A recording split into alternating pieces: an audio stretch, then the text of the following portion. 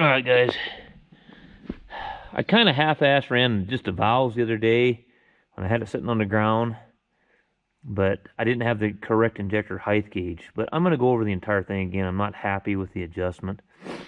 These Detroits don't really have, they don't have accessory drive marks like a Cummins. You don't pin the flywheel like a Cat, or like if you're doing a B model Cat, you'd pin the pump and the flywheel.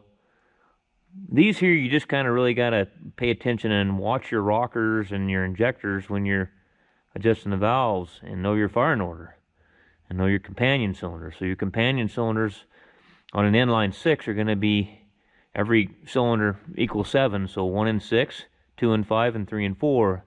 On an inline 4, everything on companions equals 5. So 1 and 4, 2 and 3. So, that being said, so what you want to do, that's the only thing I didn't get was my 9/16. We're going to adjust our injector first. And I got the 81 millimeter. That's what it calls for on this serial number. There's a little bitty hole down on the base of the injector that I'm trying to find. I don't know why I'm not seeing it, but I'm not. There it is. It's hard to see sometimes, but you can see I can't turn it. The injector's way up. But when you're rotating the crank over, you want to watch this injector lobe. When it just starts to go down, then this one here is easy right now because I got it on number 1, but you'll have both valves loose. But if you're adjusting these valves and you're starting fresh right out of the gate with no, say you've backed all your rockers off, because you had the head resurfaced, you stick your rocker shafts on, torque them down, then you want to start fresh with everything loose. You got to figure out by looking at your cam lobes. Okay, so you'll see over here the injector lobe. This one's on number 1 dot dead center compression. That means it's about ready to, the injector lobe is almost ready to hit the roller and shove the injector down to shoot fuel. This one here, you're on the flat lobes of the cam there to where both valves are loose. And then you'll watch this one. This one's even, it's backed off, but you can still watch your injector follower here, your rocker.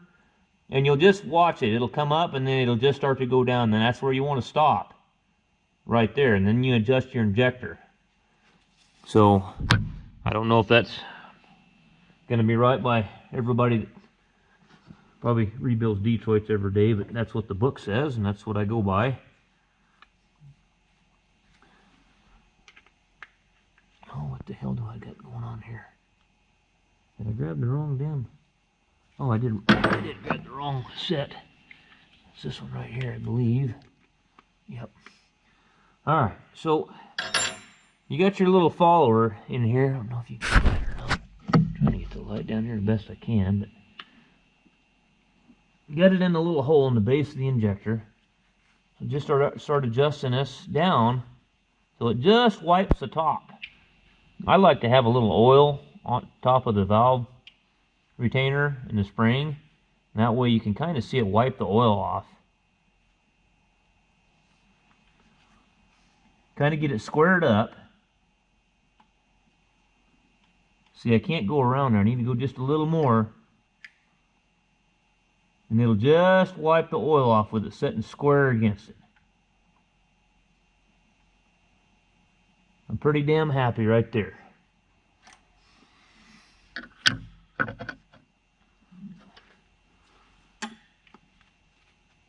Then,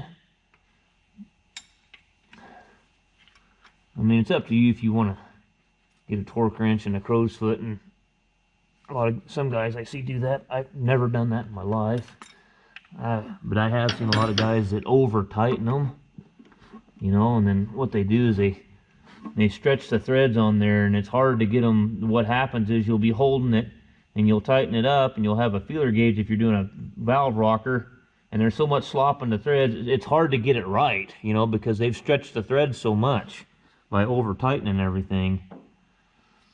All right, so we set the injector on that one. Now we'll go to number 1 cylinder and set our valves. So on this engine, like if you're doing a 60 series 12.7 liter, most of the time they're 8 and 20. This one here's 8 and 26.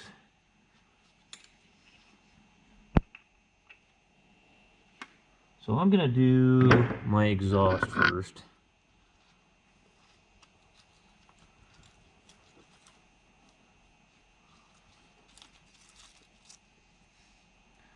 Let's see where we're at.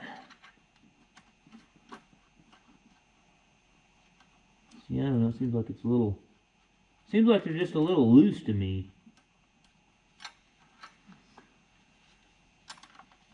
I was gonna leave them alone, then I kind of checked them here before I started the video, and I thought, man, I don't like that.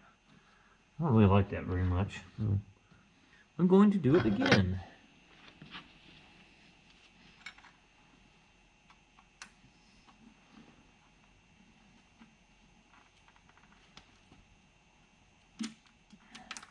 And too bad that the only thing I really, you know, I thought the only thing I really didn't like about the overhead on these engines is if Detroit would have came up with some kind of valve bridge to where you only had one adjustment for 2 rockers. This setup here I don't really care for.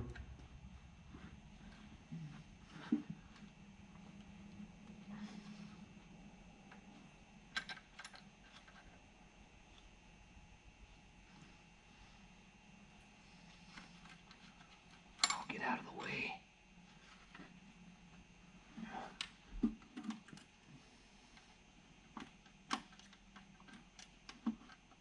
I'm liking that better. I'm liking it a lot better.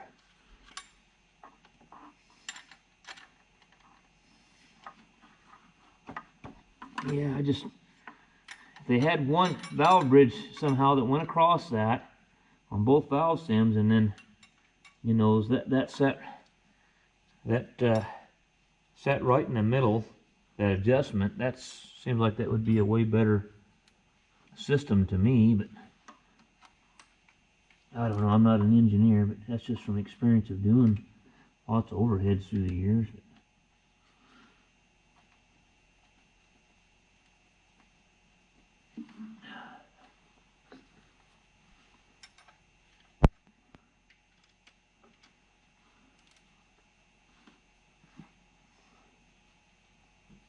If we could only be as smart as old Clessy Cummins was. That guy was one sharp cookie, that guy was. Holy shit, that guy was coming up with some stuff. I watched a movie the other day. What the hell, I'm terrible with remembering names.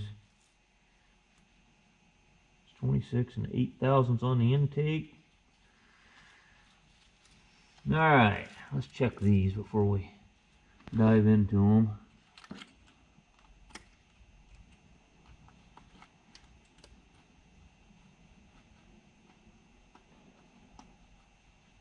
Yeah, shit, we're already here, let's do it.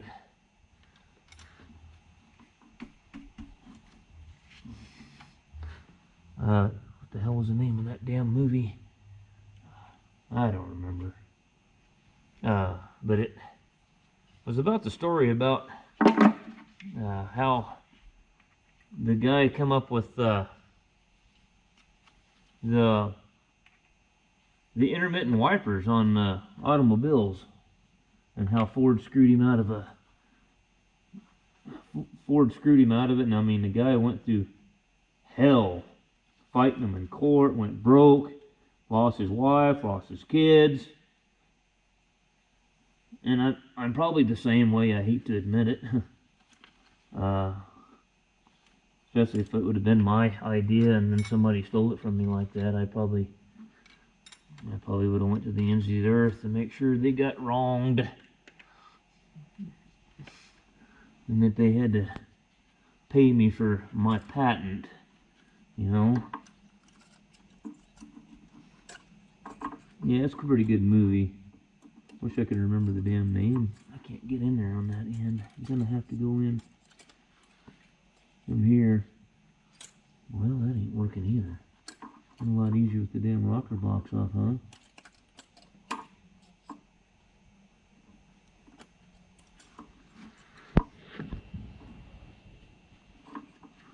Is this one too tight? Is that what's going on? Having a hell of a time here.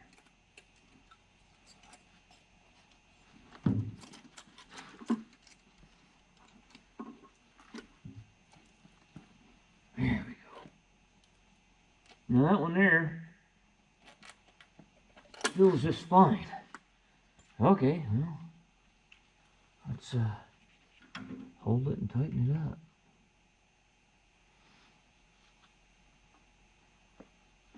Alright.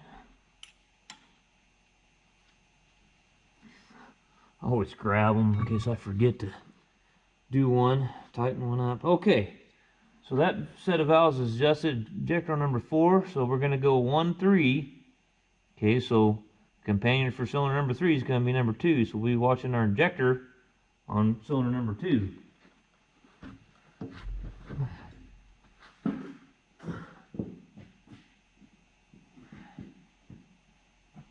Oh, bad thing about these hay squeezes, the engine's kind of buried down in there. Alright, let me get my damn...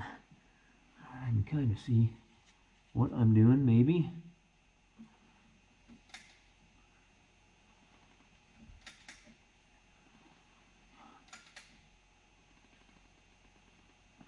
I'm watching my injector rocker on number 3 or 2.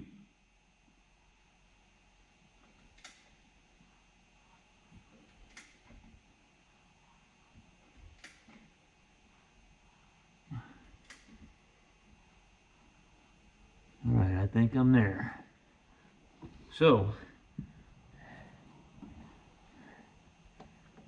you should be loose. Number 3. So, firing orders 1, 3, 4, 2.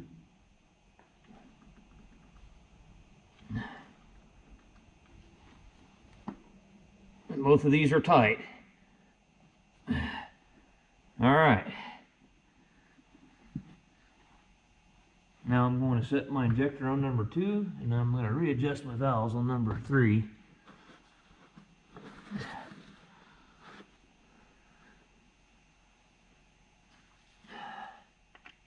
Now that one's a bigger one on the injector.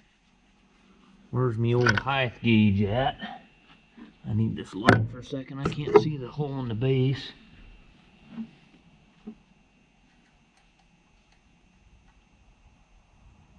Okay, I'm in there.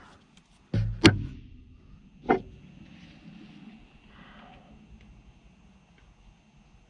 the hell am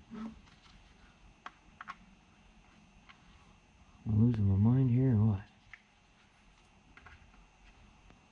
Oh shit, I keep grabbing the wrong damn set, you moron. Keep grabbing the wrong damn set. I need to throw that one on the bumper of the truck, so I quit grabbing the wrong set. I couldn't remember if they were SAE or metric. What set do I got here? I got an SAE set, so they're SAE.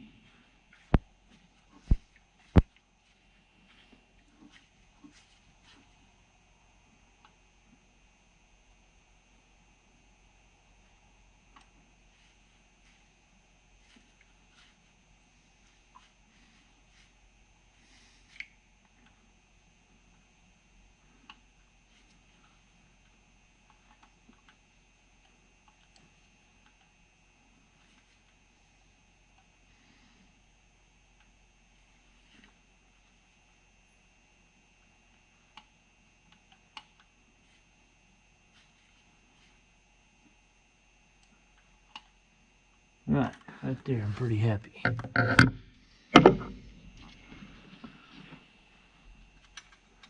And you can kind of look and see how much stem of the adjuster is sticking out in comparison to the last one you did. And that'll kind of give you an idea whether you got out of whack or not.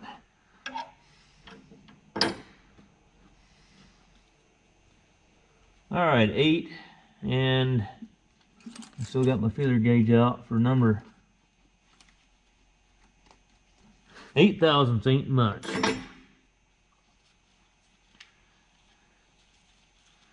I had an old guy who used to work on his truck all the time. He's dead now, but he had a 12.7 liter, and I think Detroit first came out years ago, and they wanted the overhead run every 100,000, and they found out that the intakes cams were getting destroyed because the intake valves were getting too tight, and so he was one of those OCD kind of guys that if Detroit said 100,000, he was going to do it at 50, and if Detroit said 50,000 miles, he was going to do it at 25. That's just who he was. I mean, and seemed like I was always running the overhead on that damn truck, and then, golly, one time, I changed all the damn rockers on it. There wasn't nothing wrong with them. He wanted them all changed, so okay. They're slopping them bushings on them rockers, and there wasn't. Them things looked like they were brand new. And he was something else, that dude was, man. OCD like you wouldn't believe.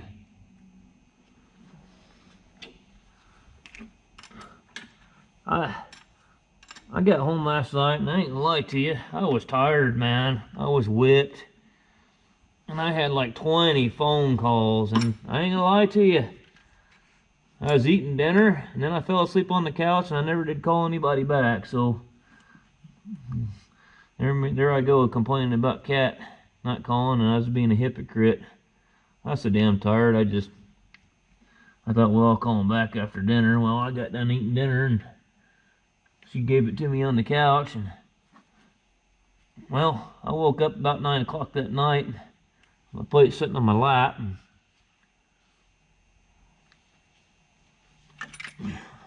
well, I guess I'll get my ass up and go take a shower and go to bed. And then I got up at 4 this morning and came down here, so.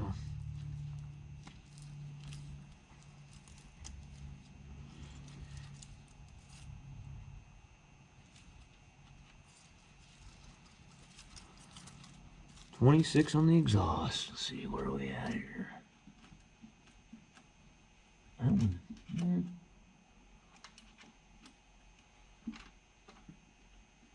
That one's probably okay.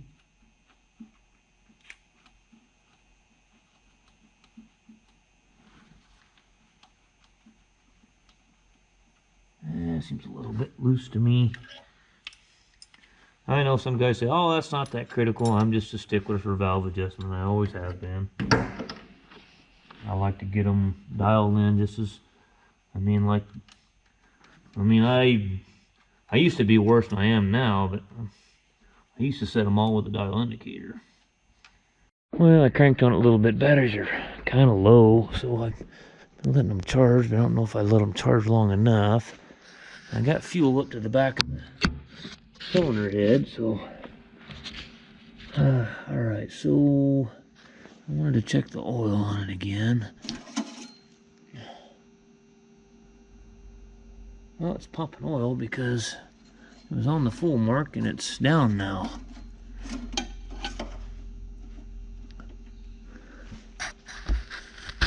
Well, I don't know if I've let it long. I might have to let her. Batteries are pretty weak on it, so might have to let her charge for a while and then try it. We'll see. Where is the oil pressure gauge at in this thing? Volt, PSI, right there. Okay.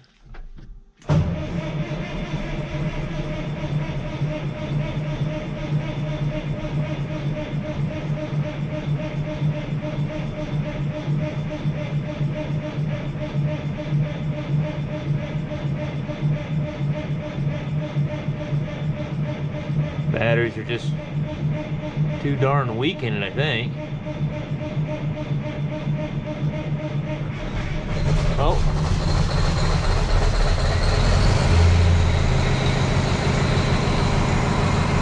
Oil pressure is pegged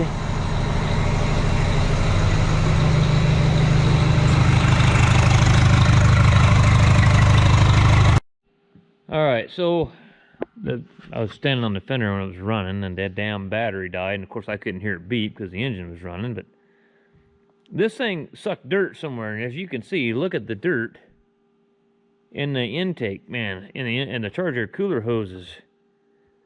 So we got to figure out, we got to get these cleaned out, we got to get the charger cooler cleaned out, got to look at all these really, really close, probably replace them.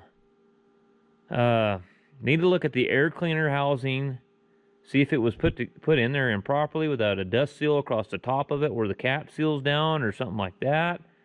We got to figure out where the dirt came from, or we're going to do this again. Let's see if it'll fire up again.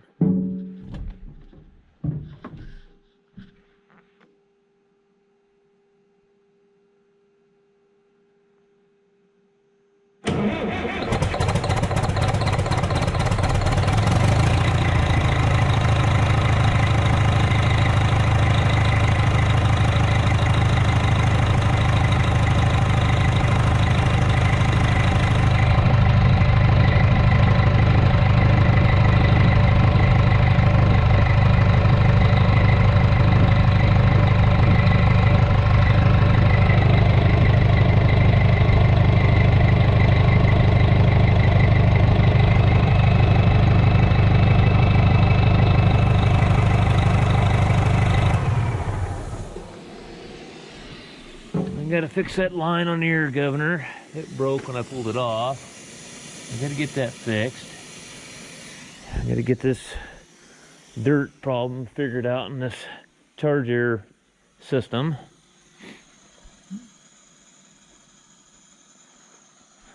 And then when we get the right air going, circulating through it too, it'll even run better. So far so good.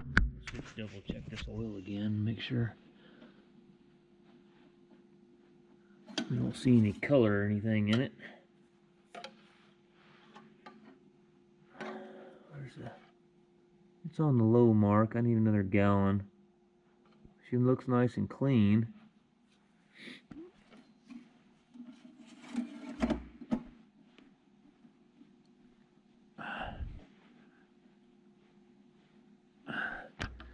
Yeah, so we got a ways to go here. We got to get the exhaust stack back on it and get the charger cooler cleaned out. We got to get the charger cooler lines cleaned out. We got to inspect the rubber boots on them. Got to inspect the air cleaner assembly, see where the dirt was coming from. So somebody was into this engine, and I'm telling you what, because the different bolt on the pickup tube that doesn't belong there, that was on there. The other thing was the leveling screws on the jake heads, okay? I didn't show that because at first I was sitting there scratching my ass going, what the hell's going on? I'd try to adjust it. I'd go over to the next cylinder to adjust my lash, and I didn't have any valve lash. You should still have valve lash if you're like on number 1 top dead center compression. You should have valve lash between that and the jake head. Well, there wasn't any. Well, I'd back it off and reset it, and I still wouldn't have valve lash. Well, you only set one side. The other side has a leveling screw. Well, somebody had jacked with all the leveling screws and all had them all out of whack. I had to go through and set all the leveling screws right in it again. So somebody was in here that, I'm sorry, they didn't know what they were doing, and that's probably the reason they sold the damn thing. They probably figured, oh shit, it's screwed up, man, and we need to get rid of it, and they got rid of it. Because these guys haven't had this very long. So, alright, well, I got a ways to go. Alright guys, so I wanna make damn sure I don't trust that oil pressure gauge. I'm gonna see what the oil pressure sensor going to the ECM's reading. So let's go to Detroit 19 CJ 1708 1939. That's probably gonna be it right there, because she's an oldie but a goodie.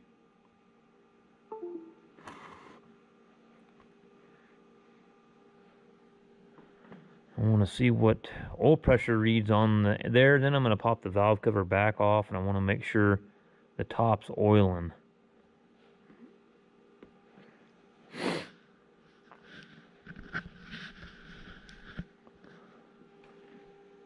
It's communicating because it's blinking on the pass-through unit.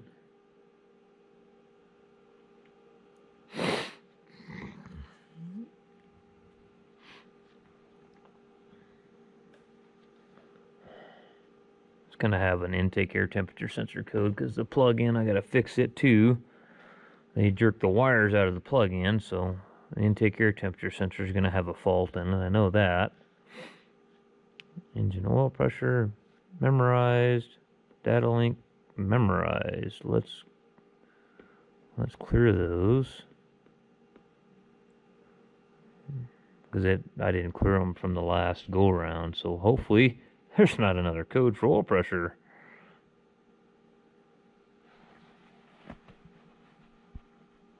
Procedure complete. Okay.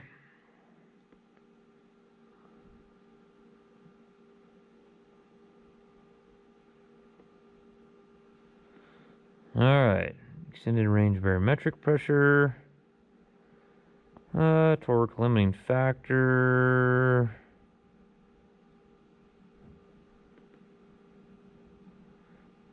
Alright. There's a engine oil pressure right there. 0 psi. So let's start it. Oh.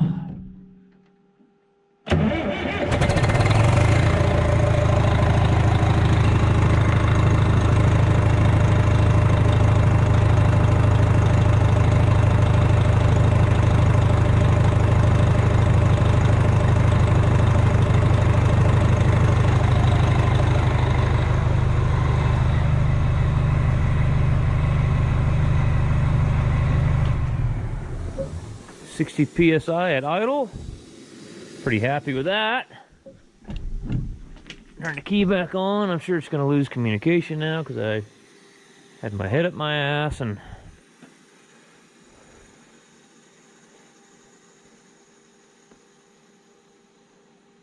yep. I should have cycled the key off and then turned it right back on. That's what I should have done, but I didn't do it. So we got 61 psi at idle, so I'm pretty happy with that. But you can't be real happy until you get her warmed up and hot and see which oil pressure is at operating temp.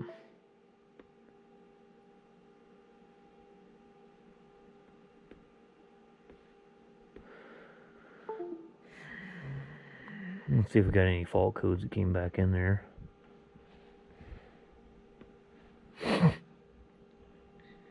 I got the drive line out of it. I got to put a new U-joint in the back yoke. I had to cut the cross to get that son of a gun out of there. I've had some pretty hard ones out of there, but this one here, just no room. There's no room to swing the hammer. I'd like to buy one of them Tiger Tool U-joint pullers. Man, those things are handy. I think my buddy up there in town's got one. Man, they work pretty good. No fault codes found. Okay. There really ain't much for activations you can do on this thing, is there? No injector cutouts or nothing. Yeah, they don't give you too many. It's nice that it has all all this. I mean, that's really nice. But as far as like cylinder cutout, they don't let you do anything. Okay, well, I'm going to carry on and keep rolling along until I get this thing wrapped up.